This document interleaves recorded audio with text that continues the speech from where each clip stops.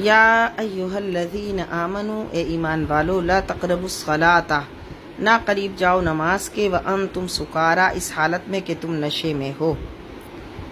عرب میں شراب کا استعمال عام تھا، مگر اسے یکلخت حرام کر دیا جاتا تو مسلمان بڑی مشکل میں مبتلا ہو جاتے۔ اس لیے حکیم و علیم خدا نے اس کی حرمت کے احکام تدریجاً نازل فرمائے۔ ابتدا میں صرف اتنا اشارہ کر دیا کہ یہ مضر اور نقصان دہ چیز ہے۔ اس سے بعض لطیف طباعی نے، یعنی بعض لطیف طبیعتوں کے حامل اشخاص نے شراب چھوڑ دی۔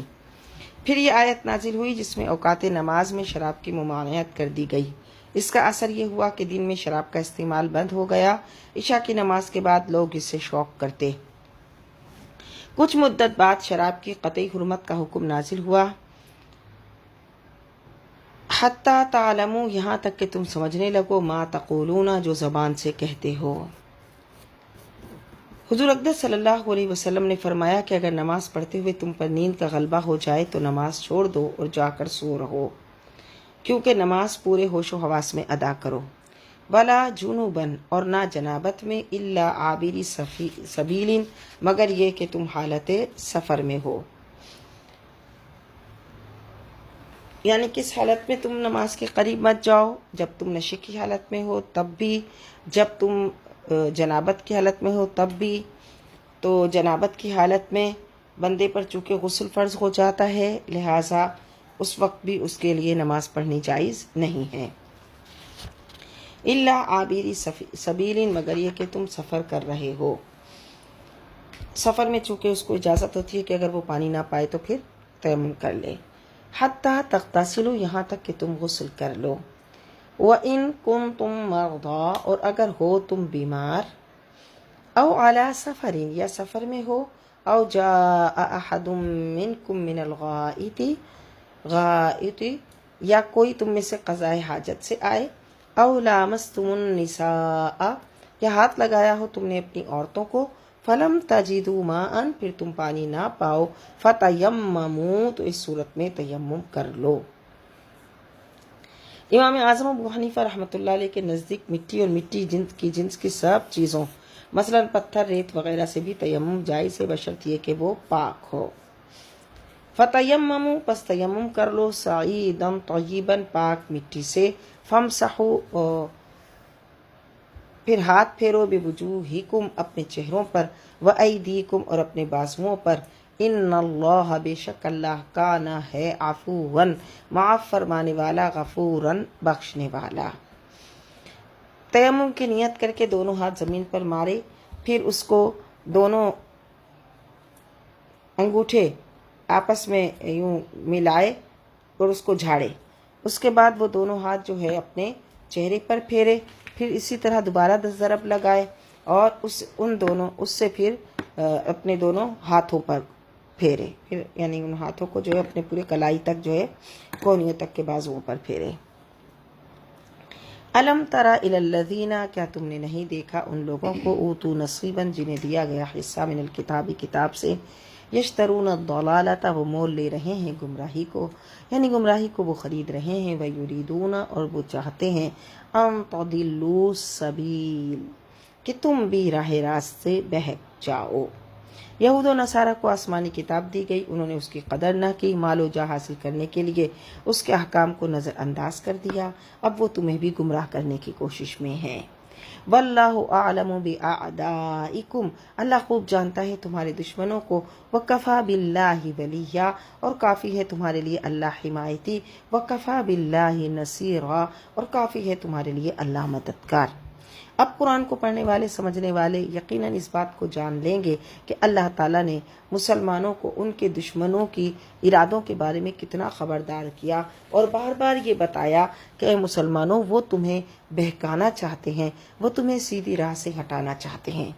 جو مسلمان قرآن پڑھے گا، بار بار ان آیات کو پڑھے گا، ان میں غور و فکر کرے گا، اس کو سمجھے گا، تو وہ جان لے گا کفار کی، یعنی اپنے دشمنوں کی سازشوں کو، اور پھر ان سے بچنے کی کوشش کرے گا۔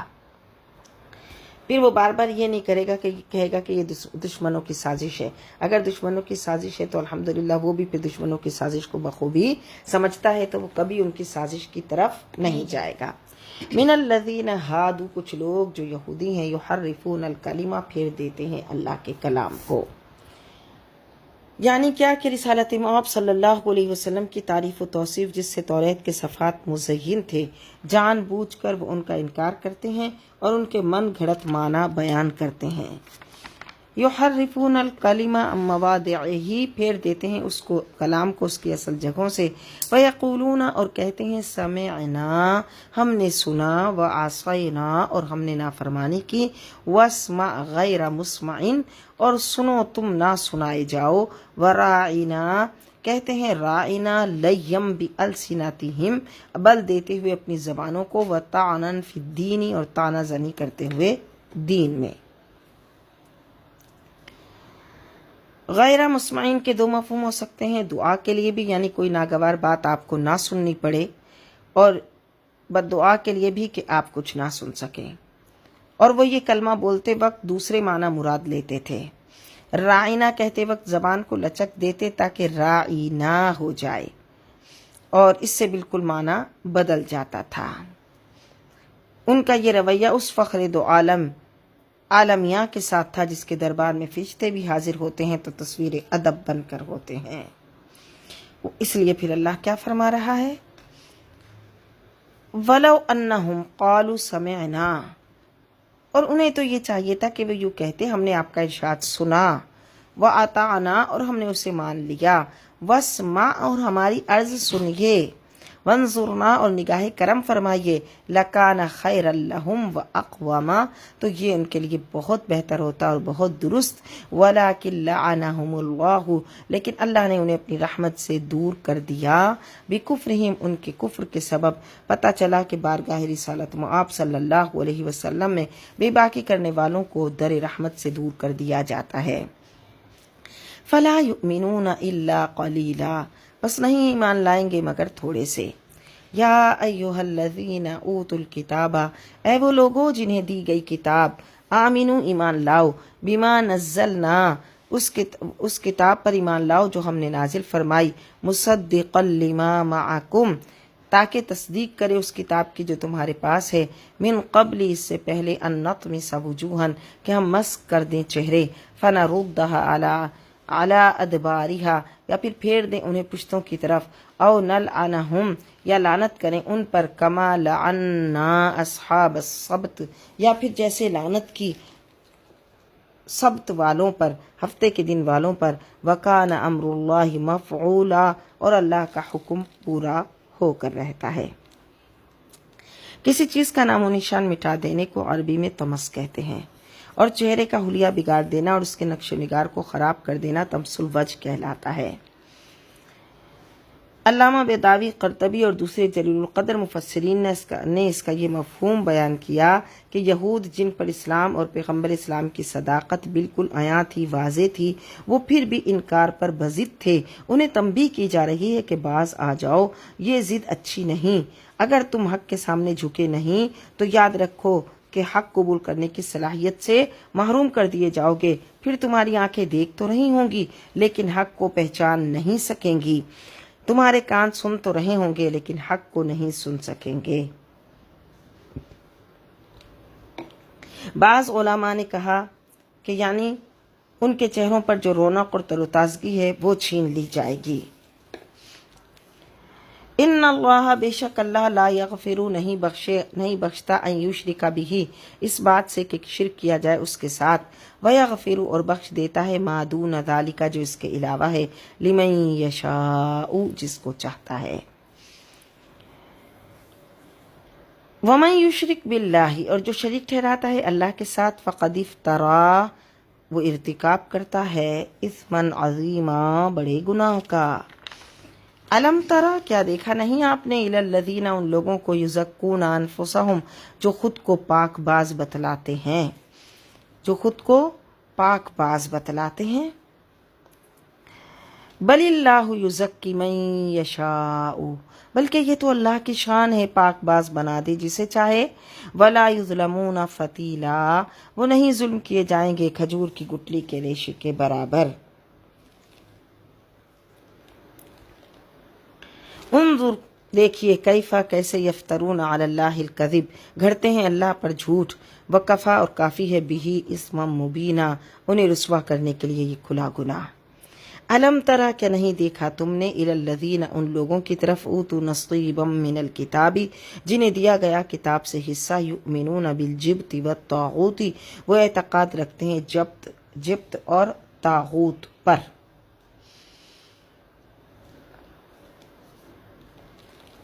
جبت لغت میں ایسی چیز کو کہتے ہیں جو بیکار ہو، الذی لا خیر فیہ، اس کا اطلاق جادوگر، جوتش، رمل اور فالگری وغیرہ خرافات پر ہوتا ہے۔ حضور کا ارشاد ہے، الترق والطیرۃ والعیافۃ من الجبت، کہ یہ ساری چیزیں جو ہیں وہ جبت سے ہیں، جبت، والطاغوتی، اور طاغوت کی تعریف امام جوہری نے یہ کی ہے کہ طاغوت کا اطلاق کاہن اور شیطان پر بھی ہوتا ہے، اور اس شخص کو بھی طاغوت کہتے ہیں جو کسی گمراہی کا سرغنہ یعنی سردار ہو۔ وَيَقُولُونَ، اور کہتے ہیں، لِلَّذِينَ كَفَرُوا، ان کے بارے میں جنہوں نے کفر کیا، هَؤُلَاءِ أَهْدَىٰ مِنَ الَّذِينَ آمَنُوا سَبِيلًا، کہ کافر زیادہ ہدایت یافتہ ہیں ان سے جو ایمان لائے ہیں۔ جنگ احد کے بعد یہود کے دو سرغنے، دو سردار، کعب بن اشرف اور حوی بن اخطب، اور چند اور یہودیوں کے ہمراہ مکہ گئے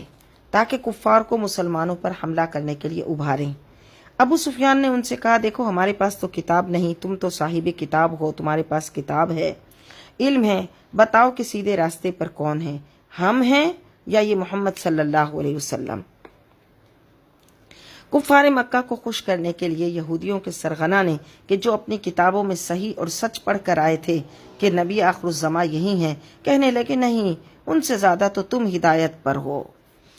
اور انہوں نے جھوٹ بولا۔ اولئک الذین لعنہم اللہ،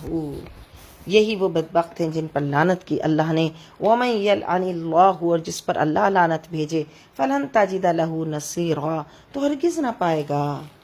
تو اس کا کوئی مددگار۔ ام لہم نصیب من الملک،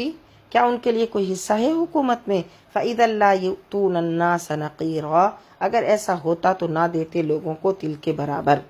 ام یحسدون الناس، یا کیا حسد کرتے ہیں لوگوں سے، علی ما آتاہم اللہ من فضلہ، اس نعمت پر جو عطا فرمائی اللہ نے انہیں اپنے فضل سے۔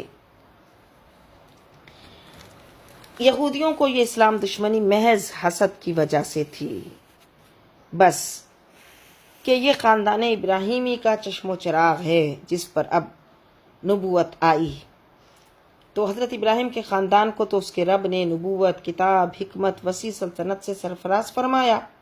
اگر اس کے ایک فرزند کو یہ نعمتیں پھر بخشی گئیں تو اس میں کیا ہے؟ ام لہم نصیب من الملک، کیا ان کے لیے کوئی حصہ ہے حکومت میں؟ فإذا لا یؤتون الناس نقیرا، اگر ایسا ہوتا تو نہ دیتے لوگوں کو تل کے برابر۔ نقیر کہتے ہیں حقیر ترین چیز، یا وہ کھجور کی گٹلی پر باریک سا پردہ۔ ام یحسدون الناس، کیا حسد کرتے ہیں لوگوں سے، علی، اس پر، ما آتاہم اللہ من فضلہ، اس نعمت پر جو عطا فرمائی اللہ نے انہیں اپنے فضل سے۔ فقد آتینا آل ابراہیم الکتاب والحکمت، ہم نے تو دی ہیں کتاب ابراہیم کے گھرانے کو کتاب اور حکمت، وآتیناہم ملکا عظیما، اور عنایت فرمائی ہے انہیں عظیم الشان سلطنت۔ فمنہم من آمن بہ، تو ان میں سے کوئی جو ایمان لائے اس کے ساتھ، ومنہم من صد عنہ، اور کسی نے منہ پھیر لیا اس سے، وکفی بجہنم سعیرا، اور کافی ہے جہنم کی دہکتی ہوئی آگ انہیں جلانے کے لیے۔ ان الذین کفروا، بے شک جنہوں نے انکار کیا ہماری آیتوں کا، بھی آیاتنا، ہماری آیتوں کا، سوف نصلیہم نارا، ہم ڈال دیں گے انہیں آگ میں، کلما نضجت جلودہم، جب پک جائیں گی ان کی کھالیں، بدلناہم جلودا غیرہا، تو بدل دیں گے ہم ان کی کھالیں دوسری کھالوں سے، لیذوقوا العذاب، تاکہ وہ مسلسل چکھتے رہیں عذاب کو۔ ان اللہ کان عزیزا حکیما، بے شک اللہ غالب ہے، حکمت والا۔ والذین آمنوا اور وہ جو ایمان لائے وعملوا الصالحات اور نیک عمل بھی کیے سندخلہم ان قریب ہم داخل کریں گے انہیں جنات ان باغوں میں تجری بہتی ہے من تحتها اس کے نیچے الانہار نہریں خالدین فیہا وہ ہمیشہ اس میں رہیں گے ابدا تا ابد لہم فیہا ازواج مطہرۃ ان کے لیے ان باغوں میں پاکیزہ بیویاں ہوں گی وندخلہم ظلا ظلیلا اور ہم داخل کریں گے انہیں گھنے سائے میں ان اللہ بے شک اللہ یأمرکم تمہیں حکم دیتا ہے ان تؤدوا الامانات الی اہلہا کہ سپرد کر دے وہ امانتوں کو ان کے جو ان کے اہل ہیں وَإِذَا حَكَمْتُمْ اور جب بھی فیصلہ کرو بین الناس لوگوں کے درمیان ان تحکموا بالعدل تو فیصلہ کرو انصاف سے ان اللہ بے شک اللہ نعم ما یعظکم بہ بہت ہی اچھی بات کی نصیحت کرتا ہے تمہیں ان اللہ کان سمیعا بصیرا بے شک اللہ تعالیٰ سب کچھ سننے والا ہر چیز دیکھنے والا ہے یا ایھا الذین آمنوا اے ایمان والو اطیعوا اللہ اطاعت کرو اللہ کی واطیعوا الرسول اور اطاعت کرو اپنے ذیشان رسول کی واولی الامر منکم اور حاکموں کی اولی الامر کی جو تم میں سے ہیں لیکن حاکم وقت کی اطاعت کرنے کا حکم اس وقت ہے جبکہ اس کا کوئی حکم اللہ کے احکام کے خلاف نہ ہو کیونکہ حضور اقدس صلی اللہ علیہ وسلم کا ارشاد ہے لا طاعت للمخلوق فی معصیت اللہ کی معصیت میں کسی مخلوق کی اطاعت جائز نہیں فَإِن تَنَازَعْتُمْ فِي شَيْءٍ پھر اگر جھگڑنے لگو تم کسی چیز میں فَرُدُّوهُ إِلَى اللَّهِ وَالرَّسُولِ تو لوٹا دو اسے اللہ اور اس کے رسول کے فرمان کی طرف ان کنتم تؤمنون باللہ اگر تم ایمان رکھتے ہو اللہ پر والیوم الآخر اور روز قیامت پر ذَلِكَ خَيْرٌ یہی بہتر ہے وَأَحْسَنُ تَأْوِيلًا اور بہت اچھا ہے اس کا انجام أَلَمْ تَرَ إِلَى الَّذِينَ يَزْعُمُونَ کیا تم نے نہیں دیکھا ان کی طرف جو دعویٰ تو کرتے ہیں انہم آمنو کہ وہ ایمان لائے بما انزل الیک اس کتاب کے ساتھ جو اتاری گئی آپ کی طرف وما انزل من قبلک اور جو اتارا گیا آپ سے پہلے یریدون اس کے باوجود وہ چاہتے ہیں ان یتحاکموا الی الطاغوت کہ وہ فیصلہ کرائیں اپنے مقدمات میں طاغوت کے پاس جائیں فیصلہ کرانے اس آیت کے شان نزول کے متعلق علماء تفسیر نے یہ واقعہ ذکر کیا کہ ایک یہودی اور ایک منافق کے درمیان ایسا منافق جو خود کو مسلمان ظاہر کرتا تھا لیکن حقیقت میں مسلمان نہیں تھا جھگڑا ہو گیا یہودی حق پر تھا اس نے بظاہر مسلمان کو رسول اللہ صلی اللہ علیہ وسلم کے پاس فیصلہ کرانے کے لیے کہا اس منافق کے دل میں چور تھا اسے تو معلوم تھا کہ وہاں سفارش نہیں چلے گی اور نہ رشوت سے کام بنے گا اس لیے کہنے لگا کہ چلو تمہارے جو عالم ہیں کعب بن اشرف ان کے پاس چلتے ہیں یہودی اس بات پر راضی نہ ہوا چنانچہ حضور کی خدمت میں حاضر ہوئے یہودی حق پر تھا فیصلہ بھی اسی کے حق میں ہوا منافق کو پسند نہ آیا تو وہ یہودی کو لے کر حضرت صدیق اکبر کے پاس گیا وہاں سے بھی وہی حکم ملا لیکن اس کو بھی وہ نہیں تسلیم کر رہا تھا آخر دل میں سوچا بظاہر تو مسلمان ہوں اور یہ یہودی ہے تو عمر کے پاس چلیں تو وہ میرے حق میں فیصلہ دے دیں گے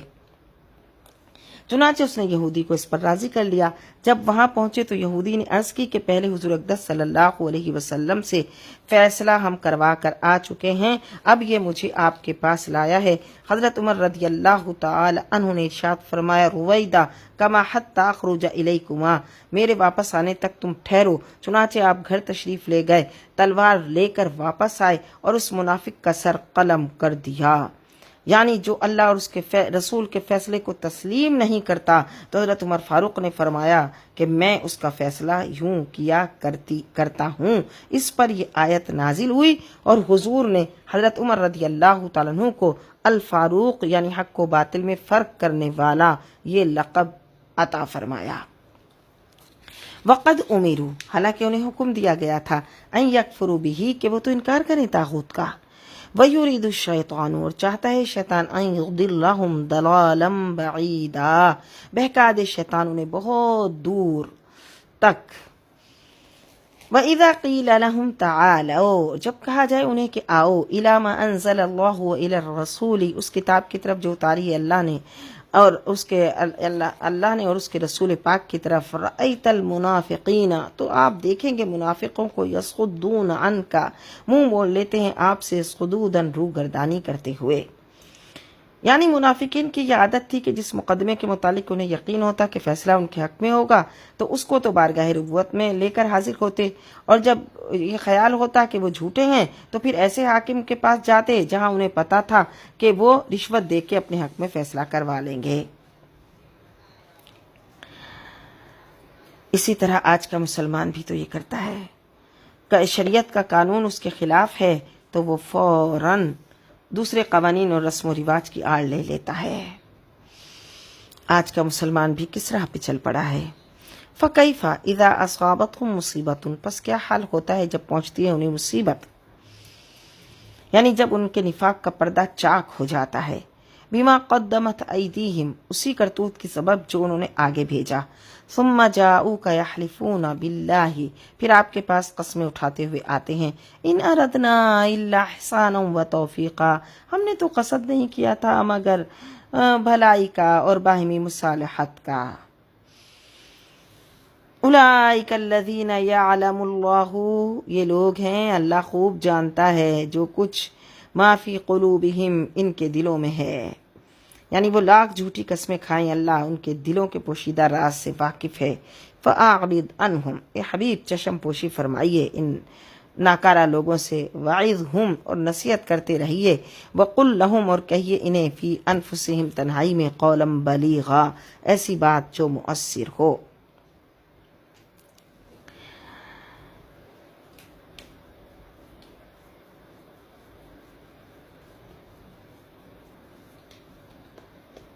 اللہ کی اطاعت ہر مومن پر فرض ہے،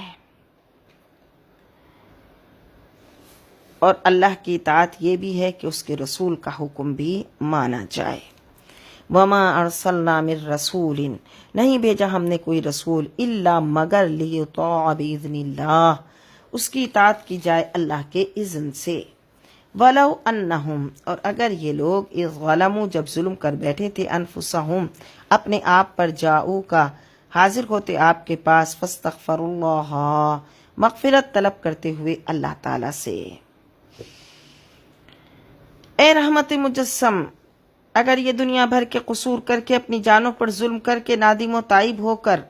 آپ کے حضور حاضر ہو جائیں اور آپ ان پر اپنا در کرم شفقت وا فرما دیں، جب ان کی شفاعت و بخشش و درس کے لیے آپ کا ہاتھ میری بارگاہ جود و عطا میں اٹھے گا، تو پھر تیرے رب کی رحمت ان کو مایوس نہیں کرے گی، بلکہ ان کی توبہ قبول کر لی جائے گی۔ اور حضور اقدس صلی اللہ علیہ وسلم کی یہ برکت صرف ظاہری حیات تک محدود نہ تھی بلکہ تا ابد ہے۔ فاستغفروا اللہ ولو انہم اذ ظلموا انفسہم، اور جب وہ ظلم کر بیٹھے اپنی جانوں پر، جاؤ کا، تو آئیں آپ کے پاس، فاستغفروا اللہ، تو مغفرت طلب کریں اللہ سے، واستغفر لہم الرسول، تو مغفرت ان کے لیے بخشش چاہیں رسول، لوجدوا اللہ توابا رحیما، تو وہ ضرور پاتے اللہ کو بہت توبہ قبول کرنے والا، مہربان۔ محبوب جب آپ کے در دولت پہ حاضر ہوں گے، آپ سے، آپ کی بارگاہ میں توبہ استغفار کریں گے اور آپ بھی ان کی سفارش فرما دیں گے، تو پھر اللہ کو بہت توبہ قبول کرنے والا، رحم کرنے والا پائیں گے۔ مجرم بلائے آئے ہیں، جاؤ کا ہے گواہ، پھر رد ہو کب یہ شان کریموں کے در کی ہے۔ فلا وربک، پس اے مصطفیٰ تیرے رب کی قسم، لا یؤمنون، یہ لوگ مومن نہیں ہو سکتے، حتی یحکموک، یہاں تک کہ حاکم بنائے آپ کو، فیما شجر بینہم، اپنے اس ہر جھگڑے میں جو ان کے درمیان ہے، ثم لا یجدوا فی انفسہم، پھر نہ پائیں اپنی جانوں میں، حرجن، کوئی تنگی، مما قضیت، اس بارے میں جو فیصلہ آپ نے کیا، ویسلموا تسلیما، اور تسلیم کریں دل و جان سے۔ ولو انا کتبنا علیہم، اور اگر ہم فرض کر دیتے ان پر، ان اقتلوا انفسکم، کہ قتل کرو اپنے آپ کو، یعنی ان کے لیے کوئی سخت آزمائش آ جاتی، او اخرجوا من دیارکم، یا نکل جاؤ اپنے گھروں سے، ما فعلوہ الا قلیل منہم، تو اس کو نہ بجا لاتے ना हुक्म की तामील करते मगर चंद आदमी उनमें से। यानी उनके अगर शदीद किस्म का इम्तिहान लिया जाता तो फिर तो चंद आदमियों के सिवा ऐसा ना करते। और सहाबा करम रदियल्लाहु ताला अन्हुम ने जब ये आयत सुनी तो बोल उठे, लौ फ़अल रब्बना लफ़अलना।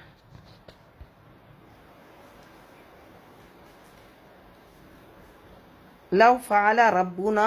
लफ़अलना, अगर हमारे रब ने हमें ये हुक्म दिया तो हम तामीली हुक्म करेंगे। हुजूर ने जब अपने सहाबा का ये जवाब सुना तो उसकी तस्दीक करते हुए फरमाया कि अहले ईमान के दिलों में ईमान मुस्तहकम पहाड़ों से भी ज़्यादा मजबूती से जागुज़री है। वलौ अन्नहुम फ़अलू, और अगर वो करते मा युअज़ून बिही, जिसकी उन्हें नसीहत की गई थी, लकान खैरन लहुम, तो बेहतर होता उनके लिए। व अशद्द तस्बीता, और अल्लाह के अहकाम पर साबित कदम हो जाते। व इज़न लआतैनाहुम, और उस वक्त जब हम अता फरमाते हैं उन्हें मिन लदुन्ना अजरन अज़ीमा, और उस वक्त हम अता फरमाते उन्हें अपने पास से अजर अज़ीम। वला हदैनाहुम सिरातम मुस्तकीमा, और ज़रूर पहुँचाते उन्हें सीधे रास्ते तक। अल्लामा बेज़ावी रहमतुल्लाह अलैह फरमाते हैं, यानी इताअते रसूल की बरकत से उन्हें वो रास्ता मिल जाएगा जो उन्हें अल्लाह की बारगाह तक ले जाएगा और उन पर गैब के दरवाजे खुल जाएंगे। वमन युतिइल्लाह वर रसूला, और जो इताअत करते हैं अल्लाह की और उसके रसूल की, फउलाइका, तो वो होंगे मअल्लज़ीना, उन लोगों के साथ, अनअमल्लाहु अलैहिम, जिन पर अल्लाह ने इनाम फरमाया, मिनन नबिय्यीना, यानी अंबिया, वस्सिद्दीकीन, और सिद्दीकीन, वशुहदाई, और शुहदा, वस्सालिहीन, और सालिहीन।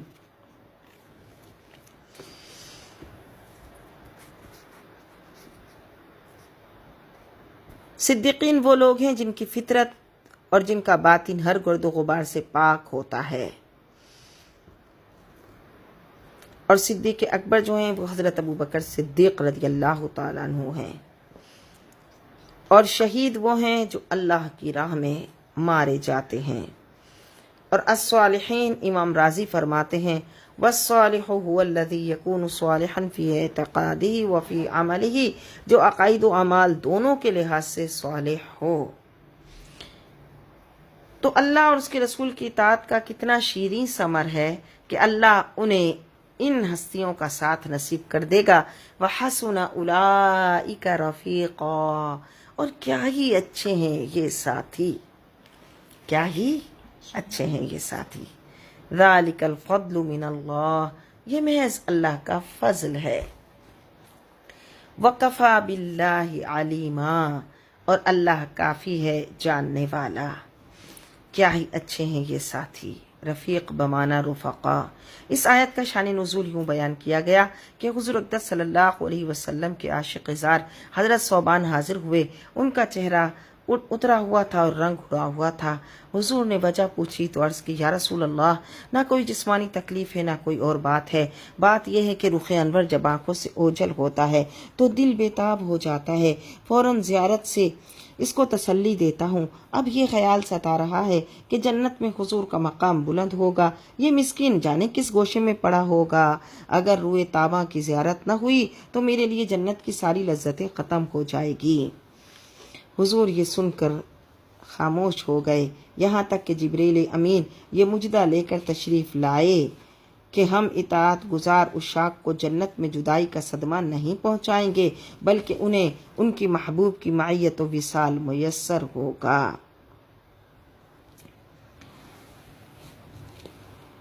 और सहाबा कराम इस आयत करीमा के नुज़ूल पर बहुत खुश हुए थे।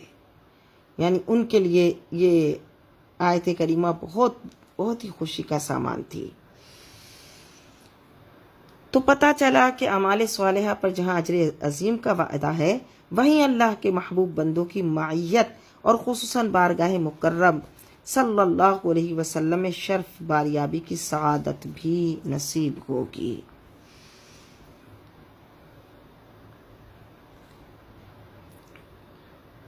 ज़ालिकल फ़ज़्लु मिनल्लाह,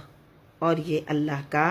फ़ज़ल है। वकफ़ा बिल्लाहि अलीमा, और काफ़ी है अल्लाह جاننے والا۔ ہم اللہ سے دعا کرتے ہیں اللہ تعالی ہمیں بھی درد محبت اور سوز عشق کے انعام سے سرفراز فرمائے، اور اللہ رب العزت ہمیں انبیاء، صدیقین، شہداء اور صالحین کا دنیا اور آخرت میں ساتھ نصیب فرمائے، ان کی دائمی رفاقتیں ہمارا مقدر فرمائے، اور اللہ رب العزت انہی کے ساتھ ہمیں داخل جنت فرمائے۔ وآخر دعوانا ان الحمد للہ رب العالمین۔